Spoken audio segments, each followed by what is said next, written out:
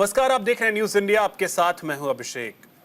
आखिरकार अरविंद केजरीवाल ने दिल्ली के मुख्यमंत्री पद से इस्तीफा दे दिया और एक ऐसा प्रयोग किया है जो आज से पहले देश की सियासत में 3 बार हो चुके हैं, जिसमें 2 बार यह प्रयोग असफल रहा और 1 बार सफल।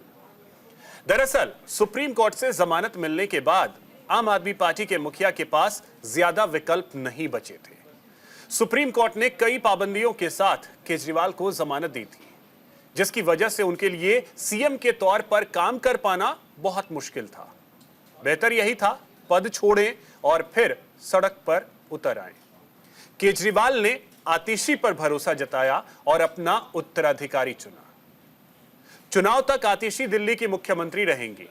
अब इन सब में बड़ा सवाल यह है कि क्या अरविंद केजरीवाल का यह दांव काम करेगा? चर्चा आज इसी मुद्दे पर करेंगे। हमारे साथ एक बड़ा गेस्ट पैनल होगा।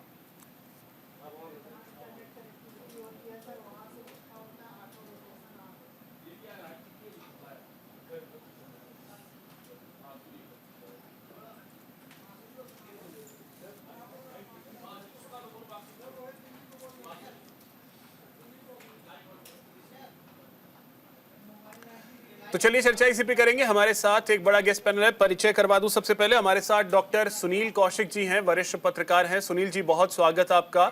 हमारे साथ मोहम्मद आसिफ जी हैं, प्रवक्ता हैं कांग्रेस के। आसिफ जी, बहुत स्वागत आपका।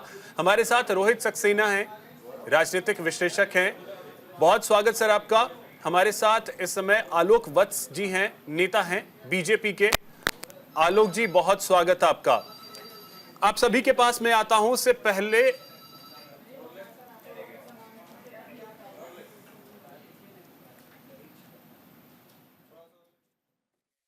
चलिए चर्चा की ओर रुख करते हैं और सबसे पहले मैं आप ही से जानना चाहूंगा कौशिक जी कि अरविंद केजरीवाल ने एक ऐसा दांव चला है जो इससे पहले देश में अगर देखें तो 3 बार हुआ है। लालू प्रसाद यादव ने यह प्रयोग किया था, सफल रहा। नीतीश कुमार ने यह प्रयोग किया, असफल रहा। हेमंत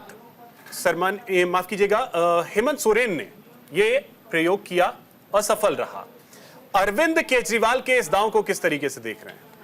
देखो अभिषेक जी, ये तो भविष्य के गर्त में होगा कि आखिर में क्या होगा, लेकिन अधिकतर हम देश की राजनीति को देखें और समझें तो अधिकतर यही रहा है कि जब जब इस तरीके के फैसले लिए गए हैं, जब जब ऐसे मुख्यमंत्री की कुर्सी पर परिवार के अलावा किसी को बैठाला गया है, तो लगभग उसके बाद वो हटाते समय बगावत हुई है। पार्टियां टूटी हैं, बाहर से जाकर के या उनको निष्कासित किया गया है। बहुत सारे उदाहरण है। ये तो आपने 2 उदाहरण दिए, दर्जनों उदाहरण है इस तरीके के भारतीय राजनीति में। ऐसी स्थिति में देखना होगा कि जब 4 महीने बाद जब चुनाव की घोषणा होगी, तब आतिशी जी की क्या प्रतिक्रिया होगी। मुख्यमंत्री पर बैठाते समय तो सब यही हाल होता है, जिस तरीके से आज आतिशी जी ने मीडिया के सामने आकर के कहा, नेतृत्व का धन्यवाद किया। मैं इस तरीके की चर्चाएं और वार्ता और वक्तव्य ऐसे ही देखे गए हैं। लेकिन जब आप शक्ति के साथ काम करते हैं और जब आपका भविष्य उससे जुड़ा होता है, जब लोग आपको कनेक्ट करने लगते हैं, तब मुझे लगता है अंदर से हलचल पैदा होती है कि मेरा भविष्य क्या होगा। जो लोग मुझ पर भरोसा कर रहे हैं वो फैसले मुझको लेने चाहिए कि नहीं लेने चाहिए। जब आप फैसले लेंगे तो क्या केजरीवाल जी को पूछ के लेंगे? एक आपका भी वहां व्यक्तित्व दांव पर लगा होगा राजनीति में, भविष्य को देखते हुए। तो ऐसी स्थिति में आपके निर्णय कैसे होंगे?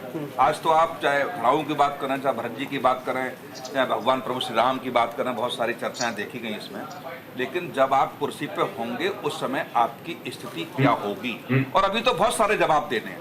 जिस तरीके से अफजल गुरु की फांसी को लेकर के तमाम चर्चा हो रही है, उन्हीं की पार्टी के लोग उस पर सवाल खड़े कर रहे हैं। और सबसे महत्वपूर्ण बात यह है, अभिषेक जी, देखा होगा क्या जो केजरीवाल जी ने मुख्यमंत्री बनते समय ब्लूप्रिंट तैयार किया था, क्या उसी ब्लूप्रिंट पर आतिशी जी काम करेंगे?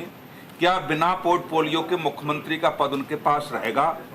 जिस तरीके से केजरीवाल के पास कोई विभाग नहीं था और वो सीधा समीक्षात्मक रूप में एक नेतृत्व करने का जो उन्होंने प्रयास किया, क्या वही रोल रहेगा? अच्छा, यदि वो रोल नहीं रहता है, क्या इस फैसले ने कांग्रेस और बीजेपी दोनों को बैकफुट पर डाला है कुछ समय के लिए? नहीं, कुछ समय के लिए बिल्कुल सोचने को मजबूर कर दिया, इसमें कोई दो राय नहीं है। कांग्रेस को और बीजेपी को अब रणनीति बदलनी पड़ेगी। और ये हम लोग भी इस बात को नहीं समझ पा रहे थे कि वास्तव में वो बाहर आकर के इस्तीफा देंगे और इस तरीके की कोई प्रतिक्रिया केजरीवाल जी की तरफ से हो सकती है। ये बिल्कुल आपकी बात से मैं सहमत हूं इस बात को लेकर के कि केजरीवाल जी ने जो रणनीति कूटनीतिक तरीके से निर्णय लेकर के जो भाजपा और कांग्रेस के समक्ष रखा है उसमें कोई दो राय नहीं है। और कांग्रेस के सामने तो मैं देख रहा हूं कल से आगे कुआ पीछे खाई जैसी स्थिति हो गई है। आखिर में कांग्रेस कहे क्या करे क्या। अभी तो तमाम प्रवक्ता कह रहे हैं बीजेपी, तमाम प्रवक्ता कह रहे हैं बीजेपी की बी टीम है, बीजेपी के लिए वो काम कर रहे हैं। तमाम जब यहाँ इलेक्शन होगा, हरियाणा में चुनाव है, हरियाणा में जब कांग्रेस को ललकारेंगे और जब दिल्ली में चुनाव होगा तब क्या होगा, उसके लिए मुझे लगता है कि कांग्रेस भी रणनीति बनाने के लिए आतुर है और वो भी रणनीति बना रही होगी कि आखिर में जवाब कैसे दिया जाए। लेकिन बिल्कुल मैं निश्चित होकर के कह सकता हूं कि बीजेपी और कांग्रेस के सामने ये उन्होंने अपना तुरप का पत्ता चल के निश्चित तौर से आगे की स्थिति के सामने एक बैरियर खड़ा कर दिया। ठीक है आसिफ जी, अब देखिए बी टीम आप हर किसी को बीजेपी की बताते रहे, लेकिन आपकी अलायंस के साथी हैं इंडिया अलायंस। अगर देश के लेवल पे देखें, साथ में मिलकर के 3 महीने पहले आप लोगों ने चुनाव लड़ा है, अब अचानक से उनको बीजेपी की बी टीम, मतलब क्यों? देखिए, सबसे पहले तो मुबारकबाद आज मुख्यमंत्री बनने के लिए आतिश जी को, और उम्मीद करते हैं जिस तरीके के काम वो केजरीवाल जी ने काम करेंगे, जो रह गए उनको पूरा करेंगे। जिस तरीके से 13 मंत्रालय की सीएजी की फाइल रुकी हुई है उसको उजागर कर देंगे जल्दी, हो सकता है साथ नेक्स्ट वीक में लेके आ जाएं और देश दिल्ली को पता चले क्या क्या हुआ क्या नहीं हुआ है। और हमने पीछे देखा जब जल मंत्री रहते हुए आतिश जी ने पानी को लेकर, जब दिल्ली में पानी जल भराव हुआ, किस तरीके से धरना दिया, धरना देने के बाद में हॉस्पिटल पहुंच गई और उसका कोई हल नहीं निकाला। एक नेता का काम होता हल निकाल के देना, ये नहीं होता धरना दो और घर जाके बैठ जाओ और एक विवाद नया पैदा कर दो। और हमने देखा जब पानी को लेके जब समस्या चल रही थी गर्मी के अंदर, तो उन्होंने कहा पहले 400 टैंकर माफी है, 2000 हो गए। तो कम से कम ये समझ में नहीं आ रहा हमें आतिशी कहना क्या चाह रही है, करेगी क्या मुख्यमंत्री बनने के बाद में, किस तरीके से पानी माफिया इनके तो आने के हम लोग उनके आपका साथी कहें या ना कहें, कंफ्यूजन तो हमें भी अब हो रही है कि कांग्रेस साथी है आम आदमी पार्टी की या नहीं है। आप मेरी सुनिए, उसी गर्मी के मौसम में मार्च अप्रैल में चुनाव हो रहे थे और आप उसी को लेकर के अब सवाल उठा रहे और साथ में चुनाव भी लड़ रहे थे। मैंने आप ही के चैनल पे जब भी सवाल उठाए थे, यही अल्फाज मेरे जब थे जो आज है। अब इसको जैसे आपको अच्छा लगे आप ऐसे इसको निकालिए हल इसका कि ये मकसद है कांग्रेस पार्टी का। लेकिन आप बधाई दे रहे हैं, कांग्रेस ने बधाई नहीं दी किसी। हम तो देखो जब मुख्यमंत्री दिल्ली के बने उसे बधाई देंगे हम। किसी नेता ने नहीं दी। किसने? देवेंद्र के ट्विटर हैंडल से आप उठा के देखिए, देवेंद्र यादव जी ने दिल्ली प्रदेश अध्यक्ष उन्होंने बधाई दी है केवल। और केवल आ गए राहुल गांधी खड़गे, वो दिल्ली की मुख्यमंत्री बने बधाई ना दे। कहाँ दे रहे हैं? दिल्ली के नेता बधाई दे रहे हैं ना, कहाँ दे रहे हैं? देवेंद्र यादव बधाई दे रहे हैं। अब आपको ये लग रहा है देवेंद्र यादव बधाई नहीं दे रहे तो कांग्रेस पार्टी बधाई नहीं दे रही। प्रदेश अध्यक्ष है, उनका चुनाव 100 दिन बाद में जो आतिशी जी के साथ में है वो बधाई दे रहे हैं और दिल्ली का हर नागरिक उन्हें बधाई दे रहा है। उन्हें उम्मीद कर रहा है कि आगे चल के काम करेंगी वो। 2 चीजें आप समझिए जी, दिल्ली का राष्ट्रीय नेतृत्व कांग्रेस का और हरियाणा का अलग, और वहां का प्रदेश नेतृत्व अलग। मतलब गठबंधन को लेकर के हम बात की जाए, जैसे लोकसभा में चर्चा हुई, नहीं चाहता था कि वहां का नेतृत्व गठबंधन हो, लेकिन राष्ट्रीय नेतृत्व ने किया। हरियाणा में भी वही हुआ, तो राष्ट्रीय नेतृत्व ने बधाई नहीं दी। वो कंफ्यूज में अभी क्या जाए आखिर में, क्योंकि प्रदेश का जो भी हरियाणा या दिल्ली में नेतृत्व वो दूसरी चाल पर चलता है। इसलिए कहीं ऐसा तो नहीं कि संकोच बस अभी ट्विटर हैंडल से या फेसबुक से या किसी और माध्यम से किसी बड़े नेता ने बधाई नहीं दी है। क्या कंफ्यूजन? ठीक है सुनील जी, कंफ्यूजन कुछ नहीं है। उम्मीद कर रहे हैं किस तरीके से, हमने कहा ना आतिशी जी आई है रिपोर्ट दी, किस तरीके से जब चुनाव लड़ा पहले इन्होंने कहा था एक मंच से खड़े जो दिल्ली के अस्थायी कर्मचारियों ने परमानेंट करेंगे हम। अब 100 दिन की सरकार है, देखते हैं आतिशी जी करती नहीं करती। 12 साल तो केजरीवाल जी ने बेवकूफ बनाया। चलिए और किस तरीके से, नहीं मैं भी बात खत्म कर लूं, किस तरीके से उन अस्थायी कर्मचारियों का पीएफ के ऊपर सरकारें, कंपनियां प्राइवेट डाका डाल के बैठी रहती है और सरकार खास तौर से प्रशासन उसको कैसे बार-बार स्टेशन देता है। इस पे आतिशी जी को लिख के पहले भी लोग, चलिए वो देखते हैं क्योंकि अभी तो शपथ लेना भी है, शपथ कब होगा वो देखते हैं। आसिफ जी आता हूं फिर से आपके पास, कुछ प्रतिक्रियाएं हैं वो सुनवाते हैं, उसके बाद चर्चा को आगे बढ़ाएंगे। आम आदमी पार्टी के नेता मेरे गुरु अरविंद केजरीवाल जी का धन्यवाद करना चाहती हूं, जिन्होंने मुझे इतनी बड़ी जिम्मेदारी दी और इस जिम्मेदारी के लिए मुझ पे भरोसा किया। ये सिर्फ आम आदमी पार्टी में हो सकता है, अरविंद केजरीवाल जी के नेतृत्व में हो सकता है कि एक फर्स्ट टाइम पॉलिटिशियन एक राज्य की मुख्यमंत्री बने। मैं एक सामान्य परिवार से आती हूँ, शायद किसी और पार्टी में होती तो चुनाव की टिकट भी नहीं मिलती, लेकिन अरविंद केजरीवाल जी ने मुझ पर भरोसा किया, मुझे विधायक बनाया, मुझे मंत्री बनाया और आज मुख्यमंत्री बनने की जिम्मेदारी दी है। दिल्ली के अंदर आम आदमी पार्टी के विधायक दल की बैठक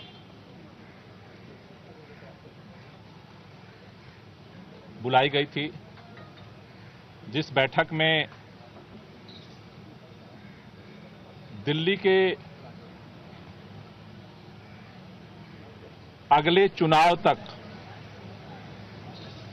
मुख्यमंत्री की जिम्मेदारी सर्वसम्मति से आतिशी जी को दी गई है। ये असली बात नहीं कह रहे हैं। केजरीवाल जिसने बेटा की कसम खाया, आज वो केजरीवाल आज की तारीख में भ्रष्टाचार से जेल से निकलते हों और जज की टिप्पणी हो कि वो कोई सरकारी फाइल पर सिग्नेचर नहीं कर सकते। आतिशी को बना करके हरियाणा के चुनाव में ये कान रोएंगे कि मैं तो आया हूँ शहीद हो करके, जबकि भ्रष्टाचार के अंदर जेल गए हैं, बेल पर हैं। अब हरियाणा की जनता इन पर भरोसा मजबूरी में बनाया है अरविंद केजरीवाल ने, क्योंकि अरविंद केजरीवाल चाहकर भी अपनी मन मर्जी का मुख्यमंत्री नहीं बनवा सके। आतिशी को सारे विभाग दिए गए मनीष सिसोदिया के कहने पर, और मनीष सिसोदिया के दबाव में ही आतिशी को मुख्यमंत्री बनाया गया है। और मैं फिर कह रहा हूं कि चेहरा बदल गया है, लेकिन आम आदमी पार्टी का करैक्टर जो है, भ्रष्टाचारी करैक्टर, वो वहीं का वहीं है और दिल्ली की जनता उस भ्रष्टाचार का हिसाब मांग रही है।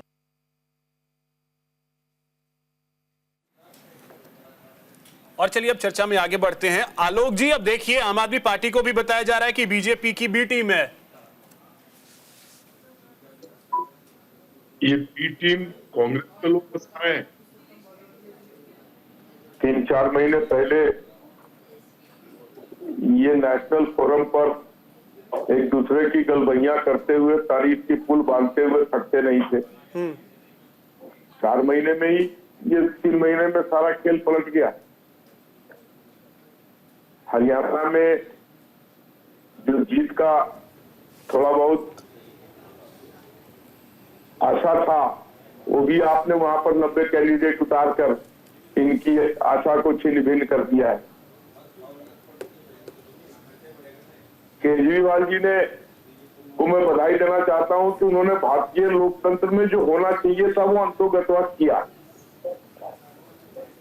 ये तो उनको शुरू में ही कर लेना चाहिए था। इतनी छीछा लेदर कराने के बाद अगर ये काम किया तो क्या किया।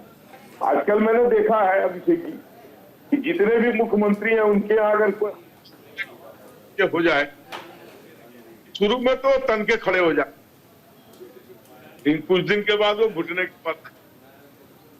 यही हुआ ममता बनर्जी के 5 में से 3 मांगे मांग किया होता तो इतना नाटक होता नहीं पूरे देश में और कलकत्ता में और वेस्ट बंगाल में। केजरीवाल जी जिस दिन जेल गए उसी दिन बना देते, आतिशी जी को बनाते, किसी को बनाते, ये उनका प्रेरोगेटिव है। नहीं तो ये तो आलोक जी, अरविंद केजरीवाल यही तो कह रहे हैं कि हमने रोका है इस्तीफा अगर हम पहले दे देते तो इस बीच में पार्टी को छिन्न भिन्न कर देती बीजेपी। मैंने इस्तीफा नहीं दिया और मैं ये उन तमाम गैर बीजेपी शासित राज्यों के मुख्यमंत्री से कहूंगा कि अगर आगे कभी सीबीआई और ईडी जाती है तो इस्तीफा मत दीजिएगा, क्योंकि उनका ये कहना है कि इसके बाद ममता बनर्जी को ये लोग गिरफ्तार करते, उसके बाद एमके स्टालिन का नंबर था, उसके बाद फिर जाकर के सिद्धारमैया का नंबर था, फिर पिनरई विजयन का नंबर था। उन सबको गिरफ्तार होने से अरविंद केजरीवाल ने बचाया है। अभिषेक जी, कोई तानाशाह का रूल थोड़ी चल रहा है हिंदुस्तान के अंदर। सारी चीज तो विपक्ष के मुताबिक मैनेज ही हो जाती है। ईवीएम मैनेज हो जाती है, तो ईवीएम मैनेज होती तो 99 सीट कांग्रेस को आ जाती। सारी अनर्गल बातें हैं, बेबुनियादी बातें हैं, समय के साथ सब बातें टाइम फिट हो जाती हैं। इसी तरीके से केजरीवाल जी सारे मुख्यमंत्री को बचा रहे थे। खुद तो गए 3 बार कोर्ट के सामने कि मेरी गिरफ्तारी इलीगल है, और हर बार कोर्ट ने कहा नहीं गिरफ्तारी लीगल है। सुप्रीम कोर्ट में के भी जज ने कहा कि इनकी गिरफ्तारी आर्टिकल 40 या कोई ऐसा ही है, वो उसके तहत बिल्कुल सही हुई थी। आज जितना छीछा लेदर इन्होंने अपना करवा के फिर जाके ये काम किया, ये शुरू में करने देते तो और अच्छा ही बात रहती।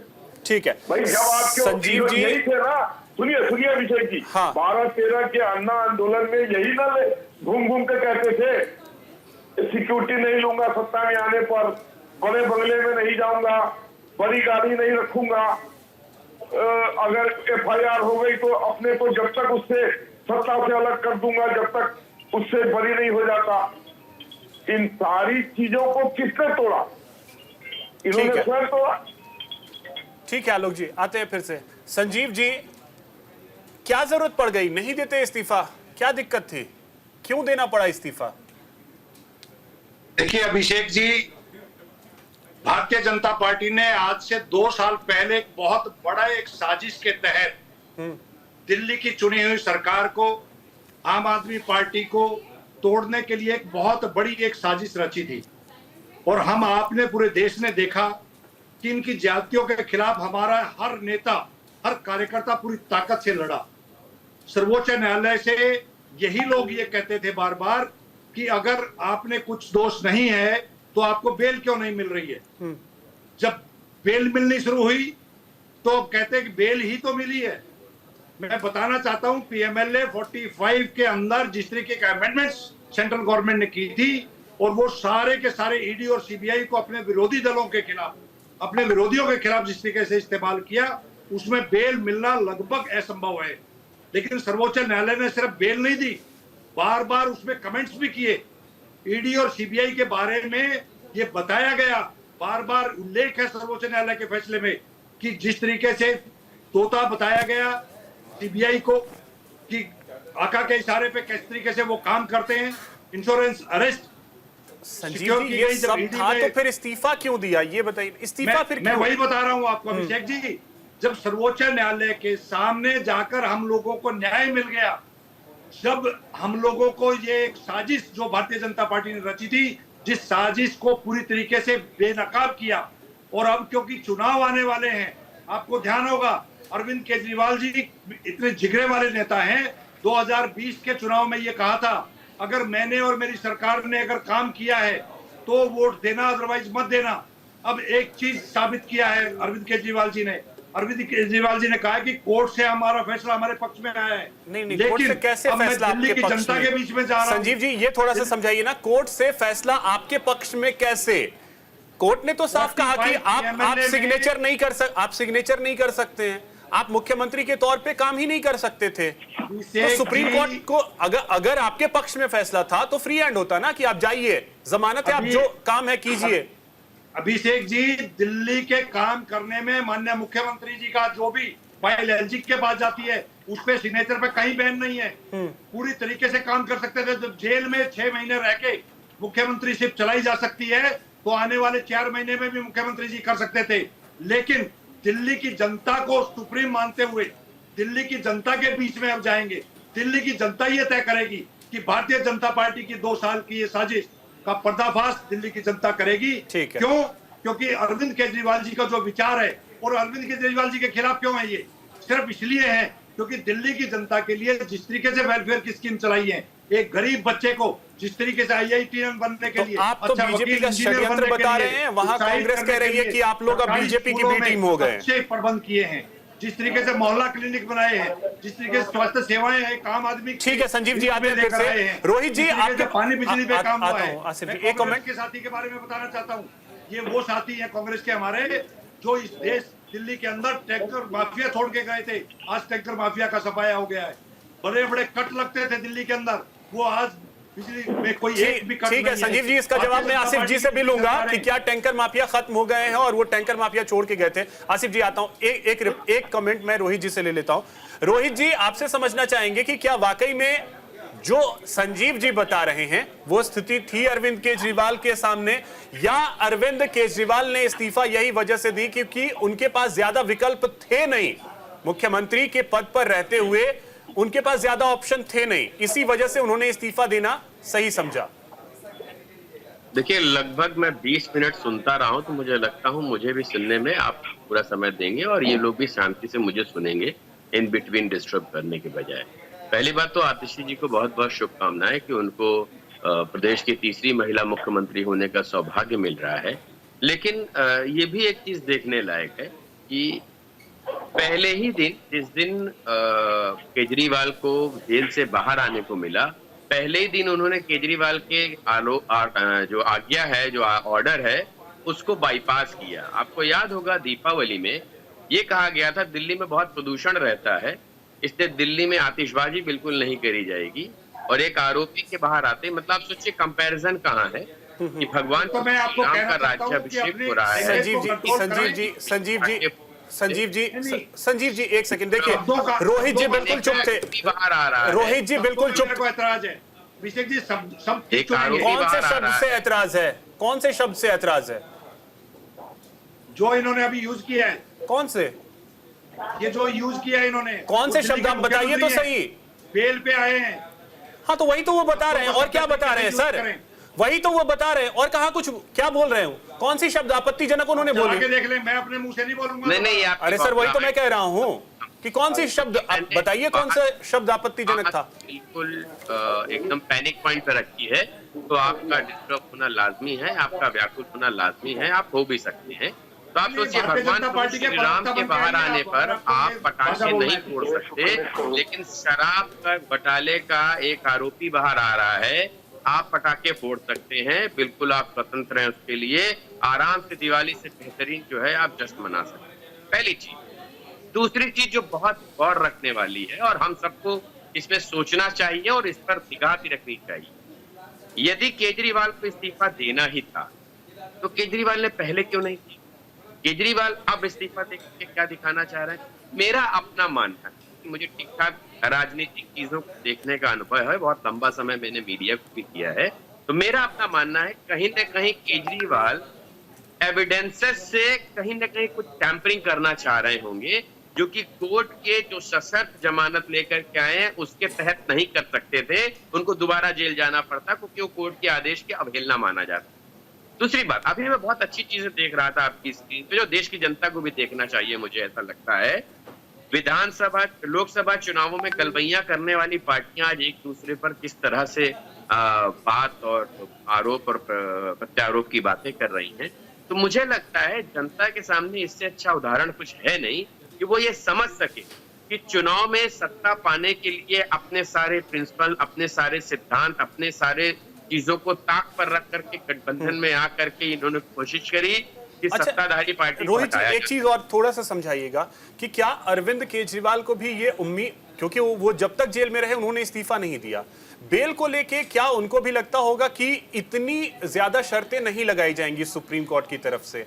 शायद ये शर्तें नहीं होती तो वो इस्तीफा भी नहीं देते। मैं एग्जैक्टली यही कह रहा हूँ, ये इसी बात पर हमें ध्यान रखना है, इसी बात पे मुझे लगता है कोर्ट को भी ध्यान रखना चाहिए, जांच एजेंसियों को भी ध्यान रखना चाहिए कि केजरीवाल बाहर आके ऐसा क्या करना चाह रहे थे कि वो, उनको ये लगा कि जो सशर्त जमानतें मिली हैं उसके तहत यदि वो उस कार्य को करेंगे तो that will be consider as a contempt of the court, और वो उसके तहत कहीं ना कहीं आतिशी को उसका जो है एक मोहरा बना करके आगे कर रहे हैं और उनसे वो कराएंगे। मुझे लगता है आज के बाद मुख्यमंत्री शपथ पत्र लेने के बाद से आतिशी जितने भी आदेशों पर साइन करे, जितनी भी फाइलों से अवगत हों, उन सारी फाइलों को जांच एजेंसियों को बहुत रडार पे रखना चाहिए, क्योंकि मैं आपसे 100% कह रहा हूं सबूतों से छेड़छाड़ करी जाएगी, चीजों को टैंपर किया जाएगा। और एक बात बताइए मुझे एक बहुत छोटा सा, मैं 10 सेकंड आपका और लूंगा, ऐसा क्या सिनेरियो रहा कि आप कांग्रेस और आप दोनों मिल करके भारतीय जनता पार्टी को केंद्र से हटाना चाहते थे, जिसके लिए मतलब एक दूसरे के लिए जान निछावर करने की बारी आ गई थी कि जान निछावर करते, और ये वही केजरीवाल है ना जो हर बात के लिए कहते थे मैं जनता के बीच जाऊंगा, जनता इसका निर्णय लेगी। क्या ये जनता के बीच सरकार को भंग करके जाने की क्षमता नहीं रखते थे? कि जनता दिखाए कि नहीं आज भी उन पर इनको विश्वास है, यानी कि ये बिल्कुल स्पष्ट है देखिए कि केजरीवाल इस आड़ में कुछ ऐसे अपराध जरूर करेगा, आतिशी से कुछ ऐसे कृत्य जरूर कराएगा जो फिर कहीं ना कहीं से जांच के घेरे में आएंगे। ठीक है, चलिए ये देखना, ये भविष्य की बात है। एक छोटे से ब्रेक के लिए मुझे रुकना है, जल्द लौटते हैं, उसके बाद चर्चा को आगे जारी रखें। ब्रेक के बाद एक बार फिर से आप सभी का स्वागत है। आसिफ जी आप बोलिए, रिप्लाई करना चाह रहे थे, बोलिए, उसके बाद फिर आगे बढ़ते हैं। मेरी बात खत्म नहीं हुई थी, बीच में आपने ब्रेक। ठीक है रोहित जी, जल्दी से बात पूरी कीजिए, उसके बाद आगे बढ़ते हैं। रोहित जी जल्दी से। मैं यही कहना चाह रहा था, देखिए ये सारी चीजें प्रत्यक्ष केन प्रमाणम के रूप में सामने है कि जो भी लोग ये देख रहे थे कि लोकसभा चुनाव में सत्ताधारी पार्टी को हटाने के लिए आज जैसे साथ को आए थे, और आज जो कांग्रेस का उनको लेके वक्तव्य है, आने वाले चुनावों में इनको देखना चाहिए। और जो चीजें आपने मेरी कही कि ये भविष्य में देखने लायक है, ये भविष्य में देखने लायक नहीं है, यही चीजें होती हैं, यही चीजें होंगी, क्योंकि मुझे राजनीति को देखने का, कवर करने का 20 से 22 साल का तो अभी 2-3 राज्यों के और चुनाव है, उसमें बहुत सारी चीजें स्पष्ट भी हो जाएंगी। अब आसिफ जी बोलिए। अभी मैं पहले संजीव जी की बात, इनका जवाब दे दूं। इन्होंने कहा कांग्रेस पार्टी और पार्टियां जब 3 साल तक महबूबा के साथ सरकार चलाते रहे, पत्थरबाजी होती रही, सारी आप बात करते रहे, फिर आज उसे गालियां क्यों बक रहे हैं आप? क्यों भारतीय जनता पार्टी के नेता महबूबा को गाली बक रहे हैं? कोई तो वजह होगी जो गाली बक रहे। 3 साल तक आप सत्ता की मलाई कश्मीर में खाते रहे, किस तरीके के हालात होते रहे। आप कश्मीरी पंडितों की बात 3 साल तक नहीं की भारतीय जनता पार्टी ने। जिस दिन सरकार गिरी उस दिन के बाद में भारतीय जनता पार्टी के नेताओं के बयान आने लगे। जब नैतिकता कहां चली गई थी भारतीय जनता पार्टी की और उन लोगों की जो राजनीति विश्लेषक बनकर यहां अपनी बात रख रहे हैं इंडिया गठबंधन के ऊपर। दूसरी बात, अब मैं कहूंगा, संजीव आम आदमी पार्टी के प्रवक्ता कह रहे थे दिल्ली से टैंकर माफिया खत्म हो गए। आतिशी जी ने ही कहा था पहले 400 थे, अब 2000 हो गए। अब शायद आम आदमी के प्रवक्ता को 400 और 2000 में फर्क महसूस ना होता हो कि बड़े या खत्म हुए।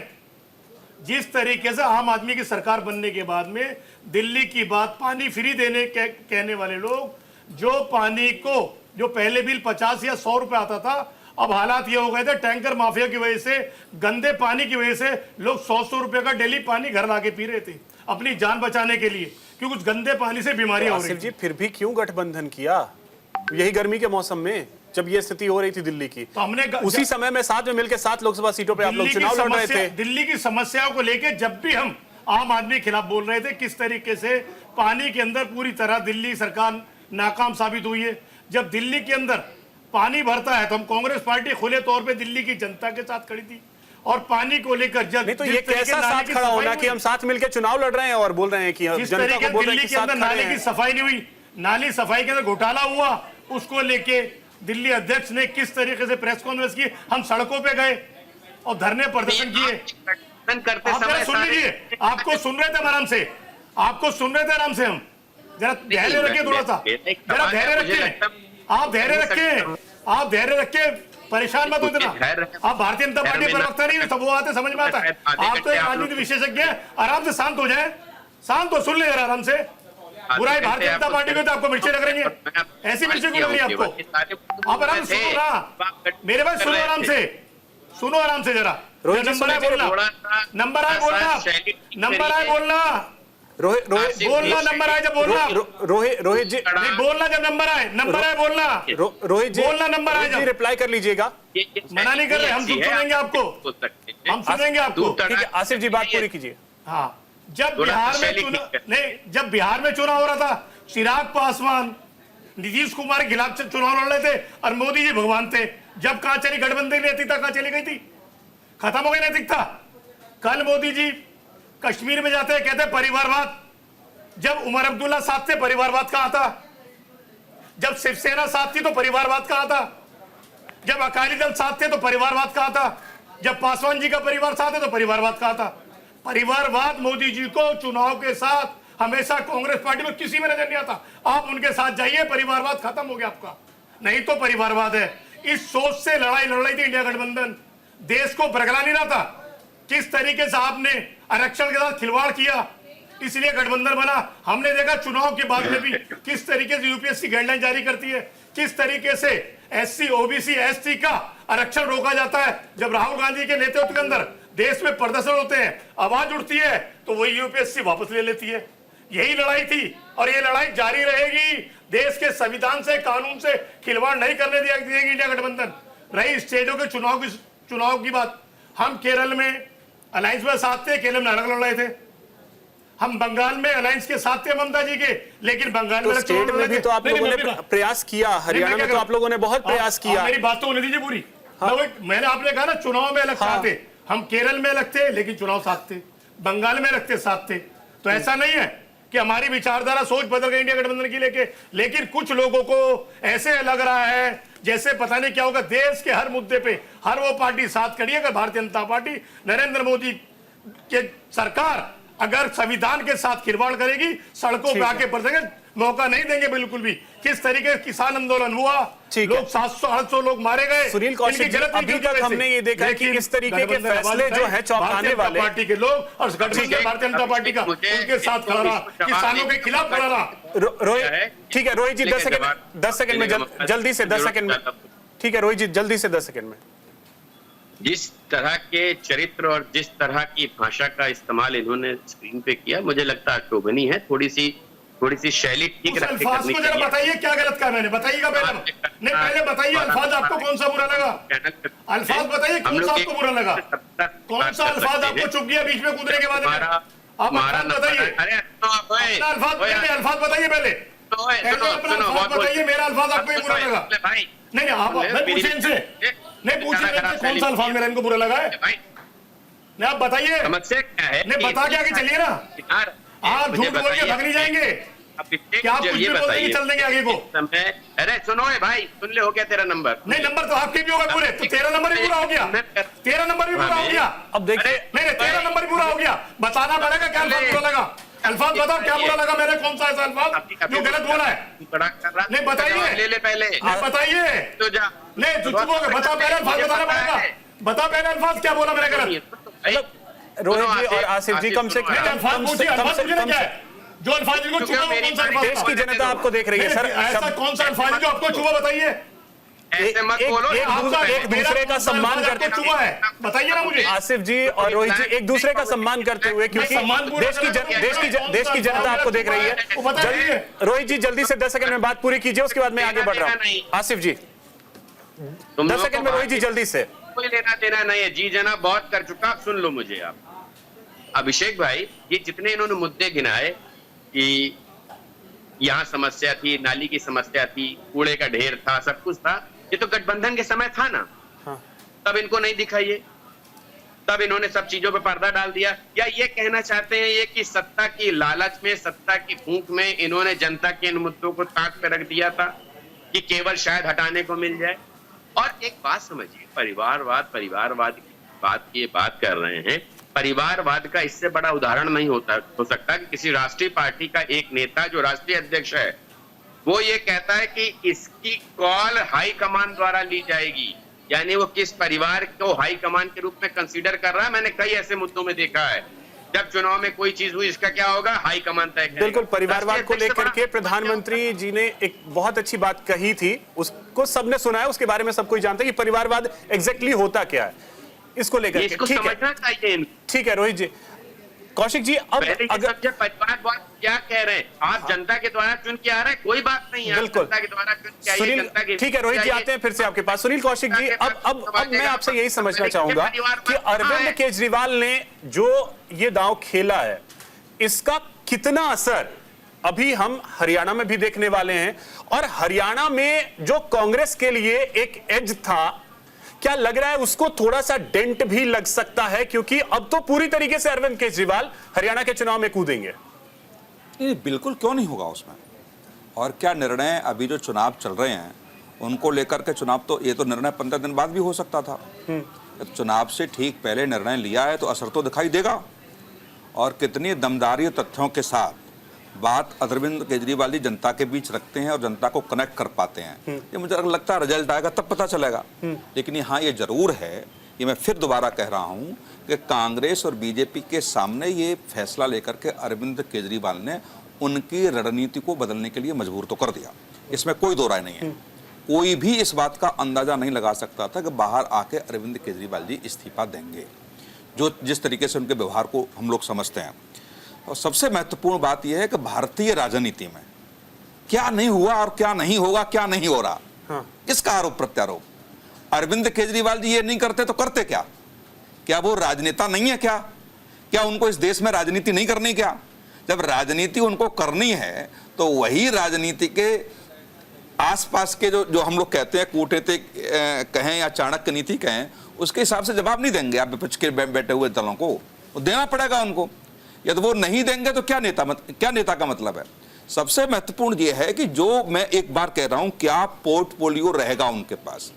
यदि अरविंद केजरीवाल बिना पोर्टफोलियो के मुख्यमंत्री रहे, यदि आतिशी जी भी रहती हैं तो कोई दिक्कत नहीं है। यदि आतिशी जी के पास तमाम विभागों के चार्ज रहते हैं, इसका मतलब अरविंद केजरीवाल ने अपने आप को बचाव रखने के लिए ये खेल खेला अपने संगठन के साथ कि मैं बिना विभाग लिए हुए मुख्यमंत्री रहूंगा और जो कुछ भी होगा वो विभाग के मंत्री जाने। यदि यही काम करने का तरीका है केजरीवाल जी का, तो मुझे लगता है आतिशी जी के पास भी चार्ज नहीं रहेगा। और यदि चार्ज रहेगा तो अरविंद केजरीवाल जी ने तमाम विभागों के चार्ज क्यों नहीं लिए? अधिकतर हर राज्य में आप देखेंगे कि सबसे ज्यादा चार्ज मुख्यमंत्री के पास ही होते हैं। यदि ऐसा उन्होंने नहीं किया तो जानबूझ के नहीं किया। मुझे लगता है इस पर थोड़ा सा बहस होनी चाहिए थी कि आखिर में मुख्यमंत्री के पद लेने के बाद क्या रणनीति केजरीवाल जी की रहेगी। दिल्ली में समस्याएं थी, हैं, रहेंगी। देश की राजनीति में समस्याएं थी, हैं, रहेंगी। कम ज्यादा हो सकती हैं, ऊपर नीचे हो सकती हैं, लेकिन न समस्या का समाधान राजनीतिक दलों के पास है और किसी भी राजनीतिक दल के लिए आप कहिए सत्ता की लोलुपता के लिए कुछ भी हो सकता है। क्या हम सोचते थे कि उत्तर प्रदेश में सपा बसपा एक साथ आ सकती हैं? क्या सपा बसपा भी एक साथ आई? जम्मू कश्मीर में सरकार कैसे भारतीय जनता पार्टी ने बनाई, पूरे देश ने देखा। तो सत्ता के लिए अब राजनीतिक दलों से अपेक्षा करना थोड़ा आवश्यक की बेईमानी होगी। सत्ता के लिए कुछ भी करके ऐसी भी चीजें आई हैं कि पश्चिम बंगाल में पंचायत के चुनाव में कांग्रेस बीजेपी भी साथ आई थी। नहीं, देखो पंचायत यदि हम पश्चिम बंगाल चुनाव साथ आई ना सर, मैं वही कह रहा हूं। बंगाल की भी बात करिए आप। हाँ। आप आज की स्थिति की समीक्षा कीजिए। सबसे भयानक स्थिति में पश्चिम बंगाल गुजर रहा है। जम्मू कश्मीर में भी ये स्थिति नहीं थी जो पश्चिम बंगाल में है। काहे राष्ट्रपति शासन नहीं लगता? नहीं, मैं उस पे नहीं जा रहा। मैं वही कह रहा हूं। इसी पे है और दूसरी विपक्ष साथ आने को लेकर के नहीं, साथ कोई भी पार्टी किसी के साथ आप ये देखिए, विपक्ष में जो संसद में विपक्ष में बैठे नेता थे कांग्रेस के, वो अलग थलग पड़े कि नहीं पड़े पश्चिम बंगाल की राजनीति को लेकर? राष्ट्रीय नेतृत्व कुछ अलग बोलता था और वो कुछ अलग बोलते थे। वो ममता जी से लड़ रहे थे, लेकिन राष्ट्रीय नेतृत्व गले लगा रहा था। तो ये सब चीजें मुझे लगता है हरियाणा के चुनाव में भी आप देखिए राष्ट्रीय नेतृत्व ने पूरा भरपूर प्रयास किया। आलोक जी देखिए, जिस तरीके से कौशिक जी ने कहा कि जो इस समय दांव अरविंद केजरीवाल ने खेला है, वो बीजेपी के लिए और कांग्रेस के लिए दोनों के सिर पर कहीं ना कहीं बल तो डाला है और सोचने पर मजबूर कर दिया है कि भैया अब आप अपनी स्ट्रैटेजी बदलो। देखिए, जो केजरीवाल जी ने किया अभी, उनको बहुत पहले कर देना चाहिए था। अभी जो उन्होंने किया है, अब वो फ्री बर्ड है, वो हरियाणा पे धावा बोलेंगे और कांग्रेस के इरादों को नेस्त नाबूद करेंगे। खुद तो वो सत्ता से आने से रहे, 1-2-4 कहीं 1-2 जीत जाए तो जीत जाए, लेकिन वहां जो फाइट की स्थिति वो डायरेक्ट बीजेपी वर्सेस कांग्रेस है। आतिशी जी किस तरीके का मुख्यमंत्री साबित होती है, इस पर अभी कुछ कहना बहुत अर्ली होगा। गिव हर सम टाइम, महीना बीतने दीजिए, 15-20 दिन बीतने दीजिए, तो पता लगेगा वो किस तरीके का और क्या वो चंगुल मुक्त राजनीति करेगी या चंगुल से जकड़ी हुई राजनीति करेगी। नहीं तो आप लोगों ने तो पोस्ट भी कर दिया कि पपेट सीएम है। नहीं, पोस्ट आ गया, पोस्ट आ गया। वो आने दीजिए, वो सब राजनीतिक भाषा होती है, लेकिन सच्चाई में उनको गिवर सम लीड, थोड़ा उनको टाइम दीजिए ये प्रदर्शित करने के लिए कि वो किस तरीके का मुख्यमंत्री है। I think it is too early कि अभी उनके ऊपर कोई कमेंट किया जाए। आलोक जी, हरियाणा में क्या बीजेपी को फायदा पहुंचाएंगे केजरीवाल जी? आपने कहा कि केवल कांग्रेस के लिए धावा बोलेंगे वो जाके। स्वाभाविक है कौशिक जी, जब कांग्रेस का डैमेज करेंगे तो बीजेपी को फायदा होगा। 10 साल से सत्ता आपकी है, सवाल तो आपसे पूछेंगे, कांग्रेस से कहां पूछेंगे वो? नहीं लेकिन जो वोट काटेंगे वो कांग्रेस का वोट काटेंगे। इसका मतलब बी टीम का हिस्से के रूप में वो मुझे लगता है प्रतिष्ठित होंगे हरियाणा के चुनाव में। और देखिए जब ये राजनीति में जब जिसको सूट करता है किसी को किसी की बी टीम बता देता है, लेकिन मैं नहीं समझता हूँ जिस केजरीवाल जी को मैं जानता हूँ वो किसी की बी टीम बन के काम कर ले, ऐसा नसीर साहब शायद नहीं मानेंगे।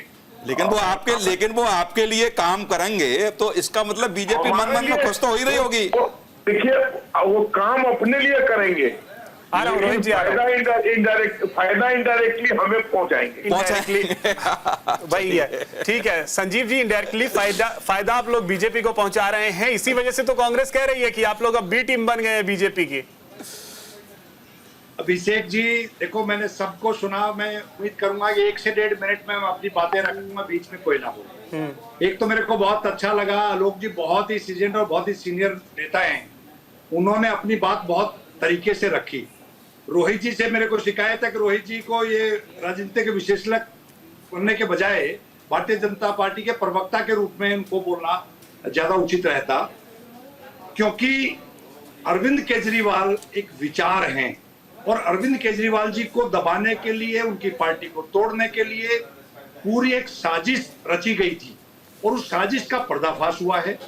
और दिल्ली की जनता के बीच में जाने से पहले अरविंद जी ने नैरेटिव सेट कर दिया है। इस बात से बिल्कुल आलोक जी ने भी इत्तेफाक रखा और मैं भी आपको नैरेटिव सेट तो क्या मकसद ही बस ये नैरेटिव सेट करना था? भारतीय जनता पार्टी को अब ये साबित करना है कि क्या अरविंद केजरीवाल जी ने कोई भ्रष्टाचार किया है। नहीं, क्या दिल्ली नहीं, की जनता ये तय करेगी। नहीं कि संजीव जी, इसमें देखिए थोड़ी सी क्लियरिटी होनी चाहिए। संजीव जी, इसमें थोड़ी सी क्लियरिटी होनी चाहिए क्योंकि मामला सुप्रीम कोर्ट में है, तो सुप्रीम कोर्ट वो क्लियर करेगा कि अरविंद केजरीवाल पाक साफ है या नहीं, वो सुप्रीम कोर्ट करेगा। जी एक और देखिए आप, जितने नेता, संजीव जी एक छोटा सा सवाल, अब तक भारतीय राजनीति में एक छोटा सा सवाल, अब तक भारतीय राजनीति में जिन लोगों के ऊपर भ्रष्टाचार के आरोप लगे हैं वो हमेशा चुनाव जीतते रहे हैं, हारे नहीं वो चुनाव। वही कह रहा हूं मैं। देखिए संजीव जी, आप कौशिक साहब अपनी बात रख लूं, फिर मैं आपका रिप्लाई दूंगा। बिल्कुल। देखिए मैं अधिवक्ता हूं, कोर्ट की लड़ाई हमारे नेताओं के खिलाफ 300 से ज्यादा केसेस अभी तक पिछले 12-13 साल में रजिस्टर्ड हुए हैं, उनमें से 80% पे डिसीजन आ चुके हैं, एक सिंगल भी कन्विक्शन नहीं है। आने वाला कल भी 2 साल की लंबी इन्वेस्टिगेशन में ईडी और सीबीआई हर इन्वेस्टिगेशन के बारे में पब्लिक डोमेन में लेके आती है। अब तक कोई किसी तरह का तथ्य या एविडेंस अभी तक नहीं लेकर आए हैं। बात ट्रायल की है, ट्रायल भारतीय जनता पार्टी ने 2 साल से नहीं होने दी है। 2 साल लंबी इन्वेस्टिगेशन के बावजूद ट्रायल नहीं शुरू हुई है। सर्वोच्च न्यायालय ने बेल दी है। बेल पे आने के बाद दिल्ली की जनता के बीच में, क्योंकि एक परसेप्शन भारतीय जनता पार्टी ने क्रिएट करने की कोशिश की कि माननीय मुख्यमंत्री जी ने भ्रष्टाचार किया है, यहाँ पर लिखकर का कोई स्कैम हुआ है, जबकि ये बिल्कुल इनकी मनोहर कहानियां हैं। तो जब दिल्ली की जनता के बीच में जब जाएंगे तो हम लोगों ने ये तय कर दिया है, अब भारतीय जनता पार्टी को ये तय करना है कि वो ईमानदार हैं या अरविंद केजरीवाल जी ईमानदार हैं। क्यों? क्योंकि भारतीय जनता पार्टी वो पार्टी है जिसने पूरे देश में जो करप्ट नेता थे, जितने भी भ्रष्टाचारी थे, उनको अपनी पार्टी में शामिल किया। संजय जी पहले ईडी सीबीआई को भेजा। जिस समय चुनाव होंगे पार्टी में जो नहीं डरे, संजीव जी, जिस समय चुनाव होंगे और देश की जनता ने जिस समय चुनाव होंगे उस समय भी अरविंद केजरीवाल बेल पे ही होंगे, उस समय भी वो बेल पे ही होंगे। उस समय ऐसा नहीं है कि ये केस खत्म हो चुका होगा। अभिषेक जी ये बोलते थे अगर ईमानदार हैं तो, ऑनेस्ट हैं तो ये बेल क्यों नहीं मिल रही इनको? बेल तो लोकसभा चुनाव के प्रचार के लिए भी मिला था। अभी चुनाव बेल तो लोकसभा चुनाव में प्रचार के लिए भी मिला था।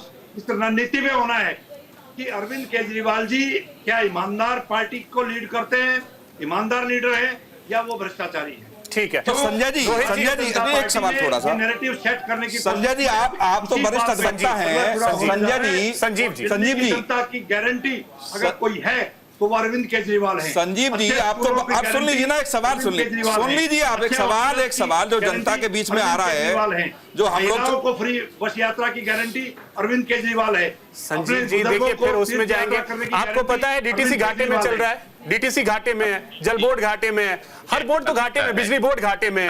भारतीय जनता पार्टी के मैं 2 चीजें कहना चाहूंगा, अगर मुझे कांग्रेस के रोहित जी आ रहा हूं बस, उससे लाख गुना बेहतर सर घाटे में है, सारे बोर्ड घाटे में है।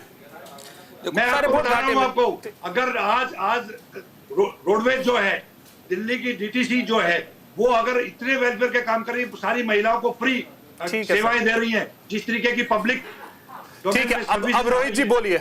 ठीक है संजीव जी, रोहित जी बोलिए। दो चीजें मैं कहना चाहूंगा।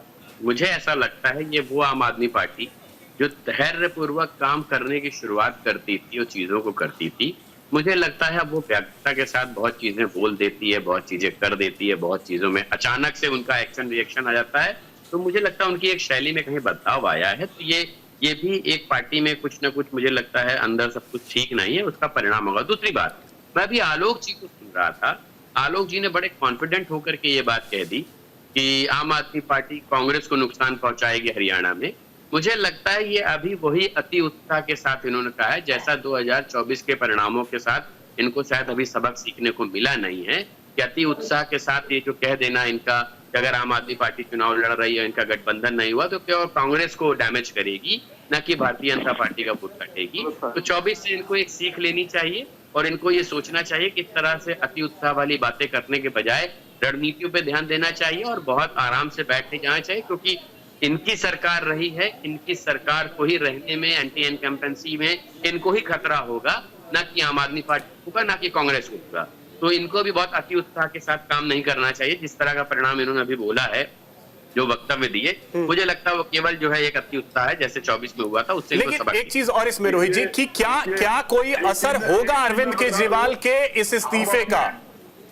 नहीं, देखिए मेरी एक बात समझिए, मैंने जैसे अभी आपसे बात कही कि आम आदमी पार्टी का एक्शन रिएक्शन अब तेजी से बदलने लग गया है। आपको याद होगा जब पीजीआई के साथ फोटो प्रधानमंत्री जी की वायरल हुई थी तो इन लोगों ने कैसे कैसे टीका टिप्पणी करना शुरू कर दिया था कोर्ट के ऊपर, और जैसे ही बेल हो गई तुरंत कोर्ट है तो लोकतंत्र है। तो ये भी मुझे ऐसा लगता है ये शैलियां कहीं ना कहीं ये दिखाती है कि आम आदमी पार्टी भी अपने वर्चस्व को तलाशने में, अपनी चीजों को मेंटेन रखने में स्ट्रगल कर रही है। और इनके बेल से मेरा अपना मानना है कोई इसका फर्क इसलिए नहीं पड़ना है क्योंकि हम लोगों ने लोकसभा चुनाव में बेल का होने के बाद भी परिणाम देख चुके, 7 की 7 सीटें ये हार चुके थे।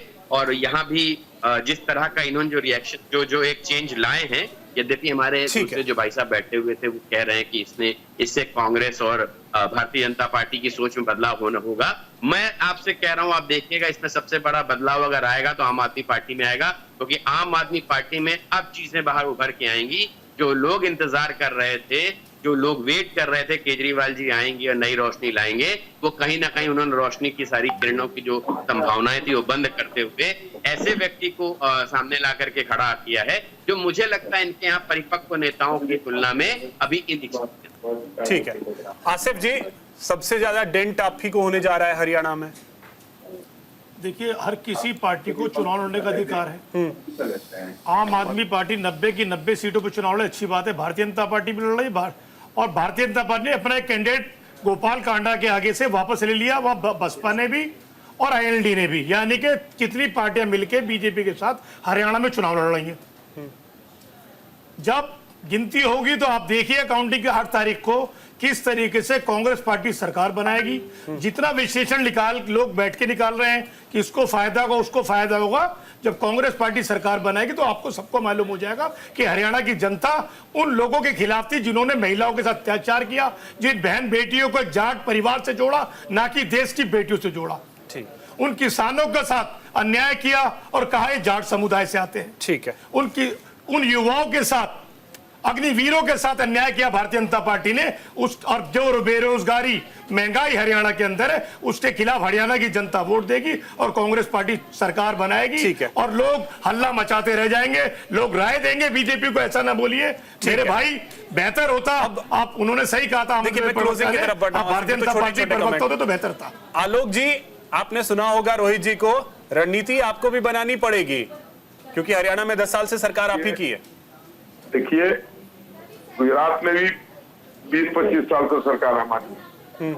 रोहित जी ने शायद मेरी बात का गलत आकलन किया जब मैंने कहा कि आप वोट काटेंगी कांग्रेस का, तो इसका ये मतलब नहीं हम शिथिल बैठे हुए हैं। हमारी तैयारी, अगर वहां पर सबसे ज्यादा तैयारी किसी पार्टी की है तो वो भारतीय जनता पार्टी के चुनाव लड़ने की। हम 365 दिन 24 घंटे इलेक्शन मोड में रहने वाले ठीक लोग। है, ठीक है आलोक जी, इसलिए आप ये मत समझे वो बैठे नहीं है, वो मेहनत कर रहे हैं। ठीक है, अब संजीव जी चलते चलते मैं संजीव जी बस एक कमेंट आपसे चाहूंगा। अब आपकी शायद गलतफहमी रोहित जी के लिए दूर हो गई होगी। आखिरी कमेंट जो उन्होंने कहा किया आलोक जी पे कि वो राजनीतिक विश्लेषक ही हैं, बोलते सच हैं भले ही। नहीं अभिषेक जी रोहित जी से मेरा सिर्फ एतराज एक ही था कि भाषा का इस्तेमाल जब हमारे नेताओं के बारे में बोल रहे थे और जो बीजेपी के बारे में बोल रहे थे उसमें एतराज था, लेकिन चलो कोई नहीं, बड़े भाई आप नहीं, ये गलतफहमी आपकी दूर हो गई होगी। उन्होंने बात सही उस समय भी बोली, अभी भी बोला, लेकिन उस समय आम आदमी पार्टी के खिलाफ था तो आपको तकलीफ हुई, इस समय बीजेपी के खिलाफ था तो शायद आपको थोड़ी राहत मिली होगी। अभिषेक जी मैं लास्ट कमेंट यही रखना चाहता हूं कि दिल्ली की जनता जनार्दन है। दिल्ली की जनता के बीच में अरविंद केजरीवाल जी आ गए हैं और एक नैरेटिव सेट करके आए हैं कि अगर अरविंद केजरीवाल जी को दिल्ली की जनता ईमानदार मानती है और ये मानती है कि उनके वेलफेयर के काम और उनसे जुड़ी हुई जो चिंताएं हैं वो अरविंद केजरीवाल जी की सरकार करती है। चलिए, जनता देश की जनार्दन है और उसके आगे हर किसी को जाना पड़ता है, आज नहीं तो कल। लेकिन बड़ा सवाल यह है कि जनता जिसे चाहे कभी सराखों में बिठाती है और कभी फर्श पर भी ला देती है। बहुत शुक्रिया आप सभी का, बहुत शुक्रिया आप सभी का हमारे साथ जुड़ने के लिए और इस चर्चा में शामिल होने के लिए। फिलहाल इतना ही, नमस्कार।